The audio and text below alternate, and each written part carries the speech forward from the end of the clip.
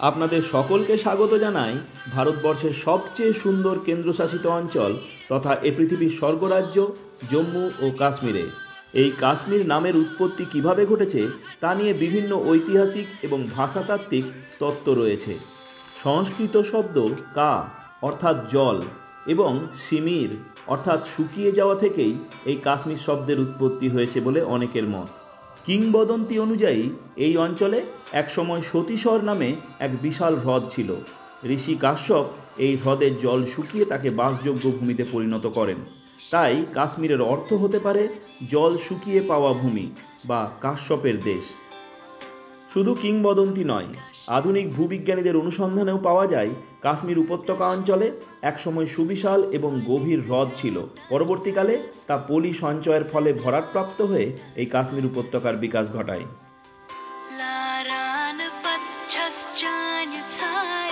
ভারতীয় উপমহাদেশের উত্তরে অবস্থিত এই কেন্দ্রশাসিত অঞ্চলটির পশ্চিমে রয়েছে পাকিস্তান এবং পূর্ব ও উত্তর দিক জুড়ে রয়েছে ভারতের বৃহত্তম কেন্দ্রশাসিত অঞ্চল লাদাখ। দক্ষিণে অঞ্চলটি পাঞ্জাব এবং হিমাচল প্রদেশের সাথে তার সীমান্ত সংযুক্ত রেখেছে। এটি বর্তমান ভারতবর্ষের একমাত্র কেন্দ্রশাসিত অঞ্চল যার দুটি পৃথক রাজধানী রয়েছে। এর গ্রীষ্মকালীন রাজধানী শ্রীনগর এবং শীতকালীন রাজধানী জম্মু। এই জম্মু ও কাশ্মীর অঞ্চলটির পশ্চিমে রয়েছে লাইন অফ কন্ট্রোল, যা এই জম্মু ও কাশ্মীরকে দুটি অংশে বিভক্ত করেছে। লাইন অফ কন্ট্রোল বা এলওসির পশ্চিমাংশ পাক অধিকৃত কাশ্মীর বা পাকিস্তান অকুপায়েড কাশ্মীর, সংক্ষেপে আমরা বলি পিওকে। এই অঞ্চলটি পাকিস্তানের নিয়ন্ত্রণাধীন। পাকিস্তানে এই অঞ্চলটি আজাদ কাশ্মীর নামে পরিচিত। এই কেন্দ্রশাসিত অঞ্চলটি প্রধান দুটি অংশ বা ডিভিশনে বিভক্ত। উত্তরে রয়েছে পর্বতে ঘেরা কাশ্মীর উপত্যকা এবং দক্ষিণ অংশ জম্মু অঞ্চল বা জম্মু ডিভিশন। আমরা বলি কাশ্মীর উপত্যকা বা দ্য ভ্যালি অফ কাশ্মীর। এখন প্রশ্ন হলো, এই উপত্যকা বা ভ্যালি কি? উপত্যকা বা ভ্যালি হলো দুটি পর্বতশ্রেণী বা উচ্চভূমির মধ্যবর্তী দীর্ঘ অবনমিত অংশ। সাধারণত এই উপত্যকার মধ্যে দিয়ে নদী প্রবাহিত হয়।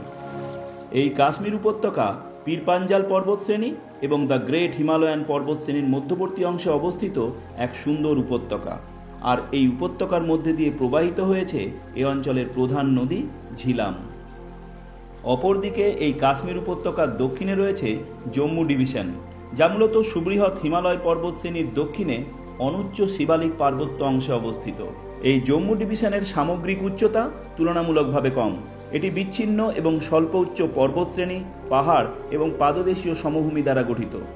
জম্মু ও কাশ্মীরের জলবায়ু যথেষ্ট বৈচিত্র্যপূর্ণ। দক্ষিণের জম্মু অঞ্চলের জলবায়ু উষ্ণ উপক্রান্তীয় প্রকৃতির, অর্থাৎ এখানে গ্রীষ্মকাল যথেষ্ট উষ্ণ এবং শীতকাল মৃদু শীতল হয়। অপরদিকে উত্তরে কাশ্মীর উপত্যকার জলবায়ু শীতল নাতিশীতোষ্ণ প্রকৃতির, অর্থাৎ এখানে শীতকালে ভূমিভাগ শুভ্র বরফের চাদরে ঢাকা পড়ে। গ্রীষ্মকাল মৃদু শীতল এবং অত্যন্ত মনোরম। এই অঞ্চলের উল্লেখযোগ্য নদীগুলি হল ঝিলাম, চেনাব, তাওই এবং রাবি। তবে এই অঞ্চলের প্রধান নদী ঝিলাম, যা কাশ্মীর উপত্যকার মধ্যে দিয়ে প্রবাহিত হয়ে উপত্যকার কৃষি অর্থনীতির মূল ভিত্তি রচনা করেছে। তাই একে উপত্যকার প্রাণ প্রবাহ বলা হয়। তবে এই অঞ্চলের সব নদীগুলি প্রত্যক্ষ বা পরোক্ষভাবে সিন্ধু নদীতে গিয়ে পড়েছে, অর্থাৎ এই অঞ্চলের সব নদীগুলি সিন্ধু নদীর উপনদী। এই জম্মু ও কাশ্মীরের সর্বোচ্চ পর্বতশৃঙ্গ নান এবং এই কেন্দ্রশাসিত অঞ্চলটির প্রায় 40% ভূমিভাগ সবুজ অরণ্যে ঢাকা। জম্মু ও কাশ্মীরের ইতিহাস বহু প্রাচীন। এখানে হিন্দু, বৌদ্ধ ও মুসলিম সম্রাটদের সাথে সাথে শিখ সম্রাট রঞ্জিত সিংয়ের সময় এই অঞ্চল শিখ সাম্রাজ্যভুক্ত হয়েছিল। 1846 সালে অমৃতসর চুক্তির মাধ্যমে ব্রিটিশরা কাশ্মীর রাজ্যটি ডোগরা শাসক গুলাব সিংয়ের হাতে তুলে দেন। এরপর জম্মু ও কাশ্মীর ব্রিটিশদের অধীনে একটি স্বশাসিত রাজ্য বা প্রিন্সলি স্টেটে পরিণত হয়।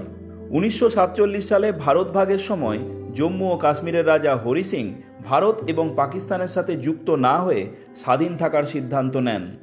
এরপর অক্টোবর 1947 পাকিস্তান সমর্থিত উপজাতি গোষ্ঠী কাশ্মীর আক্রমণ করে, আর সেই আক্রমণের মুখে পড়ে মহারাজা হরি সিং ভারতের সাথে ইনস্ট্রুমেন্ট অফ অ্যাসেশন বা অধিগ্রহণ চুক্তি স্বাক্ষর করেন, আর এর মাধ্যমেই জম্মু ও কাশ্মীর ভারতের সাথে সংযুক্ত হয়।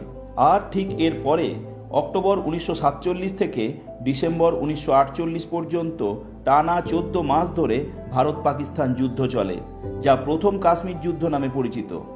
অবশেষে ইউনাইটেড নেশনের হস্তক্ষেপে যুদ্ধবিরতি ঘটে এবং গঠিত হয় লাইন অফ কন্ট্রোল বা LOC, যা কাশ্মীরকে দুটি অংশে বিভক্ত করে।